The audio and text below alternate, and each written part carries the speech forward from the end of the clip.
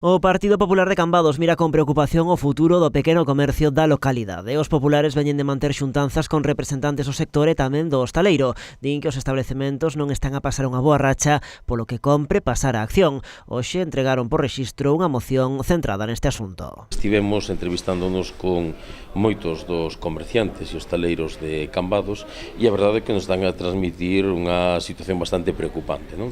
Están a pasar un mal momento, o comercio e hostalería en Cambados non está a vivir o seu mellor momento e, dentro do Partido Popular, analizada a situación, quixemos presentar esta moción na que presentamos, ademais, valga a redundancia, unha serie de propostas para desenvolver a maior brevidade posible por parte do Concello, por parte do Goberno de Cambados. Entre as medidas que propoñen os populares, facilita o estacionamento de vehículos nas proximidades das tendas. Entende que o aparcadoiro da Rúa Nova non chega, polo que creen acertado crear unha zona azul que axilice a entrada e saída de vehículos. O novo aparcamento este que acaban de facer en Rúa Nova é insuficiente e a maiores creemos e valoramos con todos esos comerciantes o feito de crear unha zona azul regulada, unha zona azul cun regulamento e controlada pola Policía Local. No PP tamén poñen o foco nas taxas municipais, creen urxente unha rebaixa para aliviar os comerciantes. Si podríamos axudar en estes momentos tan difíciles, non?